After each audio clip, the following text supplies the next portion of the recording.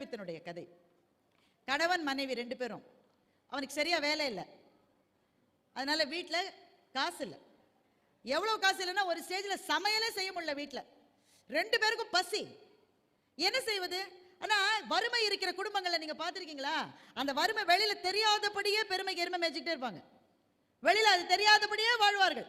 அப்படி வாழ்ந்துட்டு இருக்காங்க 2 பேரும். அந்த பொண்ணு சொல்றா, இது இப்பவும் நவராத்திரி சமயம் தான், இந்த கதை நடந்ததும் நவராத்திரி சமயம் தான். இப்போ நவராத்திரி நடந்துட்டு இருக்கு, கொலு வச்சிருக்காங்க உங்க ஃப்ரெண்டு வீட்டில். கொலு பார்க்க போனாக்க அப்போ சாப்பாடு போடுவாங்க, நம்ம கொலு பார்க்க போற மாதிரி போய் சாப்பிட்டுட்டு வந்துடலாம்னு சொல்லி மனைவி சொல்றான். கணவன் சொல்ற, நல்ல யோசனை, அவங்க நம்ம கூப்பிட்டுருக்காங்க, கொலு பார்க்கவான்னு கூப்பிட்டுருக்காங்க, போகலாம். 2 பேரும் போயிட்டாங்க. அவனை விட அவளுக்கு பசி அதிகம், அவளுக்கு ரொம்ப பசிக்குது. போன உடனே சாப்பிட மாட்டோமான்னு தேடிட்டு போறாங்க. ஆனால் அங்கே வந்து இந்த கொலுவுக்கு வந்தால் பாட சொல்லுவாங்க. நீ ஒரு பாட்டு பாடுற நிலைமையில இருக்கா இவ? சோத்த போடுறா முதல்ல. சரின்னு ஒரு பாட்டு பாடுறா, ரொம்ப நல்லா பாடுறிய, இன்னொரு பாட்டு பாடு. இவ பசியில் செத்துட்டு இருக்கா இவ, இன்னொரு பாட்டையும் பாடுறா. சரி சாப்பிட போலான்னு அந்த வீட்டம்மா சொல்லுது. அப்பா கூப்பிட்டாங்கடா சாப்பிட, அவளுக்கு கையெல்லாம் நடுங்குது பசியில். சாப்பிடலான்னு போறா. அப்பா அந்த பொண்ணு சொல்றா, ஆண்கள் எல்லாம் முதல்ல சாப்பிட்டோம், நானும் நீயும் பரிமாறிட்டு பிறகு சாப்பிடலான்னு சொல்றோம். நான் இந்த இடத்துல கொஞ்சம் கதையை நிறுத்துறேன். இந்த வழக்கை எங்கிருந்து வந்ததுன்னு எனக்கு தெரியல. அந்த பெண்ணு தான் சமைக்குது, அதுதான் சுத்தம் பண்ணுது, அதுதான் எல்லா வேலையும் முடிக்குது. அப்ப நம்ம என்ன செய்யணும்? முதல்ல அதை வச்சு சாப்பிட வச்சுட்டு மற்றவங்களும் அதுக்கு பிறகு சாப்பிடணும். ஆனால் அப்படி ஒரு வழக்கம் நம்ம இல்லை. இவ்வளவு வேலையும் செஞ்சுட்டு அவ எல்லாருக்கும் பரிமாறிட்டு அந்த இடத்த சுத்தப்படுத்திட்டு அதுக்கு பிறகுதான் அவ சாப்பிடணும். அந்த பெண்ணு வந்து வேற வழி இல்லை, சரிங்க பரிமாறிட்டு அப்புறம் சாப்பிட்றேன். அந்த வீட்டுக்காரம்மா முதல்ல எல்லார் இலையிலையும் பாயசத்தை வச்சுது. இவ கணவனு சாப்பிட உட்காந்துருக்கேன். இவ கணவனுக்கு சாப்பிட மனசு இல்லை. அவனுக்கு தெரியும் அவன் மனைவிக்கு எவ்வளோ பசி இருக்குன்னு தெரியும், அவளை விட்டு சாப்பிட அவனுக்கு மனசு இல்லை. ஆனால் வேற வழி இல்லை, எல்லாருக்கும் பாயசத்தை வைக்குது, சோத்தப்போ வைக்குது. நெய் ஒரு கப்பில் வச்சு இந்த பெண்ணிட்ட கொடுத்து நீ எல்லாருக்கும் நெய் போடுமான்னு சொல்லுது. இவன் ஒவ்வொரு இலைக்குமா ஒரு ஸ்பூன் நெய் போட்டுக்கிட்டே வர. அவன் வீட்டுக்காரனுடைய இலையில நெய்யை எடுக்க போகும்போது பக்கத்தில் இருக்கிற ஒரு ஆள் சிரிச்சுக்கிட்டே சொல்றான், இதுக்கு தான் ஏன் தமிழ்நாட்டில் ஒரு பழமொழி இருக்குன்னா. என்ன பழமொழி? ஊரா வீட்டு நெய்யே என் பொண்டாட்டியோட கையே. அதாவது அந்த பழமொழி என்னன்னா, மற்றவங்க வீட்டு நெய் இந்த அம்மா எடுத்து தாராளமாக கணவனுக்கு போட போற போது அந்த பழமொழியை சொல்லலாமா? சில பேருக்கு எந்த நேரத்தில் எதை சொல்றதுன்னு தெரியாது, ஆனால் சொல்லுவாங்க. அதை எடுத்து போட வந்த அப்படியே நிறுத்திக்கிட்டா. ஒரு ஸ்பூன் நெய் போடுறதுக்கு பதிலாக ஒரே ஒரு சொட்டு நெய்யை எடுத்து தன்னுடைய கணவனுடைய இலையில போட்டா. புதுமை பித்தன் கதையை இப்படி முடிச்சாரு. ஒரு சொட்டு நெய்யை ஊற்றினால் அவனுடைய இலையில் 2 சொட்டு நீர் விழுந்ததுன்னு எழுது. 2வது சொட்டு எங்கிருந்து வந்ததுன்னு நமக்கு தெரியும் தானே? அவள் கண்ணிலிருந்து வந்த சொட்டு, பசித்த வயிறினுடைய சொட்டு. இந்த கதையை புதுமை பித்தன் எழுதியதான் எனக்கு ஆச்சரியமே கிடையாது. ஏன்னா அவருடைய வாழ்க்கையே இப்படி இருந்த வாழ்க்கை தான். எழுத்தாளர்கள் வறுமையில் பசியில் இருந்ததை தெரிந்து கொள்ள வேண்டும் என்றால் புதுமை பித்தனை நீங்கள் அவசியம் படிக்க வேண்டும். இந்த இன்னொரு கதை சொல்றேன். இது தி. ஜானகிராமன் அவர்கள் எழுதிய ஒரு கதை, பரதேசி வந்தான்னு கதையினுடைய பேரு. உங்களை சில பேர் படிச்சிருக்கலாம். இந்த கதை ரொம்ப முக்கியமான கதை. ஏன்னா இந்த கதையில இருக்கிற கதாநாயகர் ஒரு பெரிய வக்கீல். ஏன்னா அவர் போன இடம்லாம் வெற்றி, அவருக்கு அவர் நினைச்சதெல்லாம் ஜெயிச்சிருவார். அவருக்கு அடங்காதவங்களே அந்த ஊர்ல கிடையாது, அப்படிப்பட்ட ஒரு கெத்தில் இருக்கிறவர்.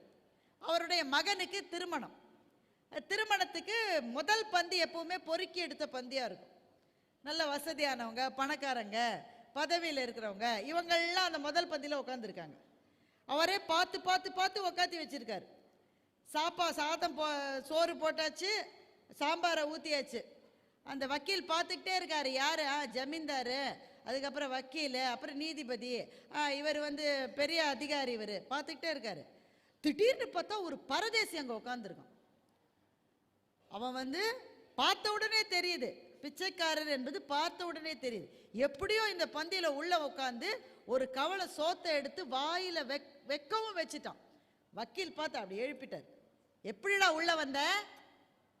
பந்தி பொறுக்கி எடுத்த பந்தி, பெரிய மனுஷங்களுக்கானது, நீ எப்படி உள்ள வந்த?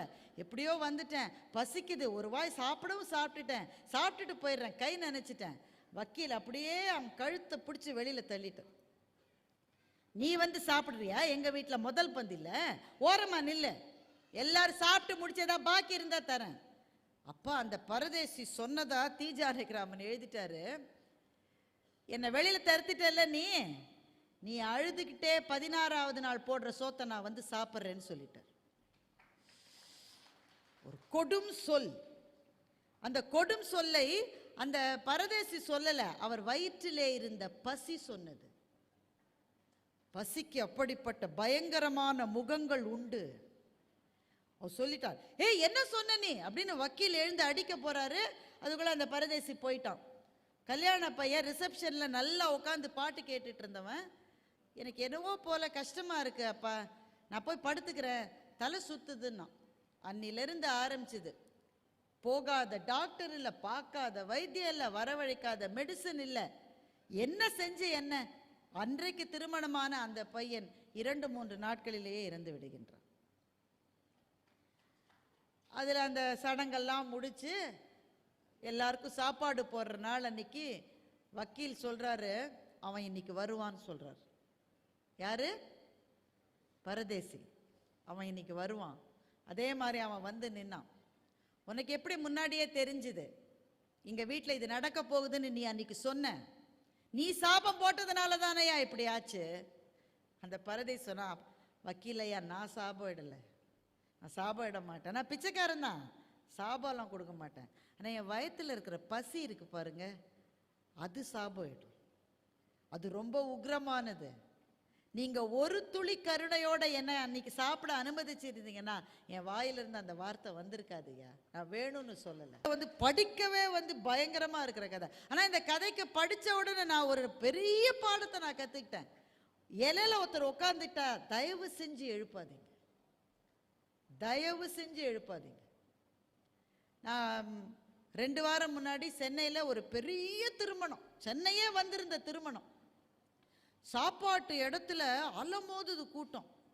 இப்போல்லாம் நம்ம ஊரில் இங்கே கல்யாணத்துக்கு சாப்பிட போனால் டென்ஷனாக இருக்குது நமக்கெல்லாம்.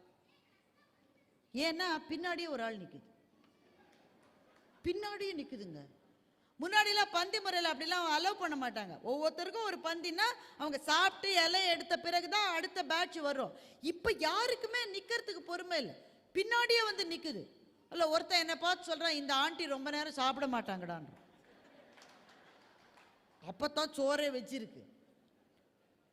அதுக்கப்புறம் இந்த மோர் குழம்பு இருக்காங்க, இந்த ஆண்டி அதெல்லாம் சாப்பிட மாட்டாங்கடா. அவன் என்னை எழுப்புறதுலேயே குறியா இருக்கான், பின்னாடியே வந்து நிற்குதுங்க.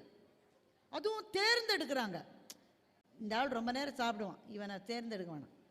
அந்த அம்மாவை பார்த்து சீக்கிரம் சாப்பிட்ற மாதிரி அது பின்னாடி போய் நிற்கலாம். இப்படி வந்து நிற்கிறாங்க. அப்புறம் இப்போ நம்ம தட்டோடையே அலையிறோம் தானே. இலை போட்டு சாப்பாடுன்றதெல்லாம் இப்போ கிடையாது. பெரிய பெரிய கல்யாணங்களில் என்னென்னா தட்டோடு நம்ம பௌதி பிச்சாந்தைக்கு போகணும். நம்ம அதில் ஒரு அம்மா எல்லாத்தையும், சில வயசானவங்களால முடியலைங்க, தட்டை வச்சுக்கிட்டு அவங்களால நடக்க முடியல.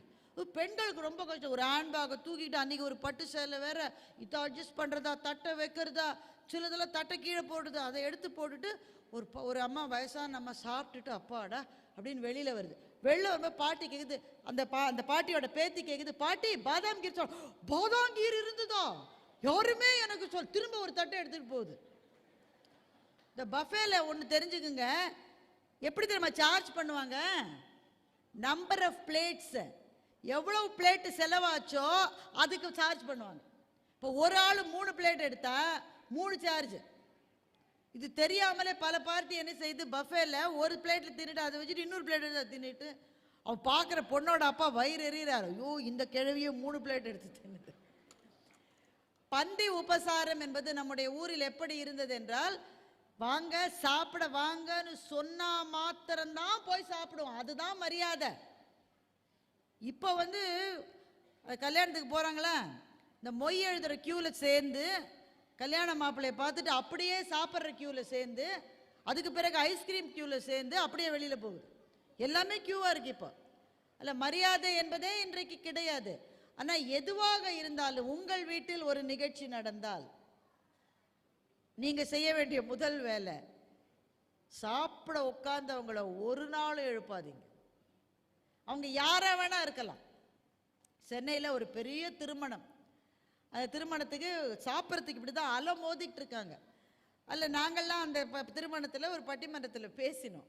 பட்டிமன்றம் பேசுகிறவங்களை சாப்பிட வைக்கலன்னா இடம் இல்லை, எல்லாம் சாப்பிட்டுட்டே இருக்கு. அப்போ ஒரு ஓரத்தில் 3 சகோதரிகள், அவங்க யாருன்னா கிளீனிங் ஸ்டாஃப். அவங்க அந்த மண்டபத்தை கிளீன் பண்ணுறதுக்காக இருக்கிற யூனிஃபார்ம் போட்டிருக்காங்க. கிளீனிங் ஸ்டாஃபு 3 பேர். அவங்க உட்காந்து சாப்பிட்டு இருந்தாங்க. அந்த திருமணத்தில் நடத்துகிறவர் வந்து, ஏம்மா நீங்களாம் அதுக்குள்ளேயே சாப்பிடணுமா, எந்திரிங்க பெரிய மனுஷங்க இருக்காங்கல்ல. நான் உடனே பதறிட்டேன், எனக்கு இந்த கதை ஞாபகம் வந்துருச்சு. நான் பதறிட்டேன், ஐயோ வேணாம் வேணாம் உட்காருங்க, சாப்பிட உட்கார்ந்தவங்களை எழுப்பாதீங்க எழுப்பாதீங்க. நான் சொல்கிறேன், ஆனால் அந்த 3 பேர் எழுந்துட்டாங்க. ஏன்னா அவங்க ஏழைகள் தான், ஆனால் அவர்களினுடைய தன்மான உணர்ச்சி எந்த பணக்காரரையும் விட குறைந்தது அல்ல. அவங்க ஏழைங்க தான். காலையிலேருந்து டியூட்டி பார்த்துட்டு பசியில தான் அந்த 3 பிள்ளைகள் சாப்பிட உட்காந்துருக்கு. எல்லாம் காலியா இருந்ததுனால தான் உட்காந்துருக்கு. வேற யாரையோ உட்காந்து வைக்கணும். நீங்க 3 பேர் எந்திரிங்க. உடனே நான் சொல்றேன் உட்காருங்க உட்காருங்கன்னு. 3 கேட்கல, எந்திரிச்சு போயிருச்சு. நான் சொன்னேன், அம்மாமா பசின்னு வந்துட்டீங்க, சாப்பிட்டுட்டு போங்கம்மா. அப்படியே 3 பேரும் போயிட்டாங்க. அந்த கண்ணிலே இருந்த வலியையும் வேதனையையும் என்னால் மறக்கவே முடியாது.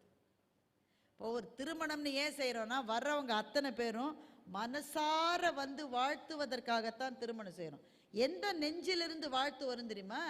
எங்க வயிறு நிறைந்திருக்கிறதோ அந்த நெஞ்சு தான் மிகச்சரியாக உங்களை வாழ்த்தும். தமிழன் என்றோர் இனம் உண்டு, தனியே அதற்கோர் குணம் உண்டு. அந்த குணம் என்ன குணம்? என்ன குணம்? நானும் பல நாள் தேடி பார்த்தேன். ஒரே ஒரு குணம் தான், விருந்தோம்பல் என்பதுதான் அந்த குணம். செல்விருந்து ஓம்பி வரு விருந்து பார்த்திருப்பான் வானோர் நல்விருந்துன்னு வள்ளுவன் சொன்னான். உண்மையான இல்லறத்தான் யார் தெரியுமா? வீட்டுக்கு வந்த விருந்தாளியை நல்லா கவனிச்சு வயிறார சோறு போட்டு அவனை அனுப்பிச்சிட்டு அடுத்த விருந்தாளி எப்போ வருவான்னு பார்த்துட்டு இருக்கான்ல, அவன் தாண்டா வானுலகத்துக்கு விருந்தினனாக போவான் என்று வள்ளுவன் சொன்ன மண் நம்முடைய மண். எனவே உணவு என்பது சாதாரண விஷயம் கிடையாது. உணவு என்பது கடையில் ஆர்டர் பண்ண நமக்கு வீட்டில் வந்து கொடுத்து டெலிவரி பண்ற விஷயம் கிடையாது. உணவு என்பது உணர்வு சம்பந்தப்பட்டது. ஒரு உணவை எடுத்து சாப்பிடுகிற போது ஒரு உயிருக்கு கிடைக்கிற அந்த அந்த அந்த உணர்வு இருக்கு பாருங்க, அதுதான் மானுடத்தை வாழ வைக்கின்ற உணர்வு.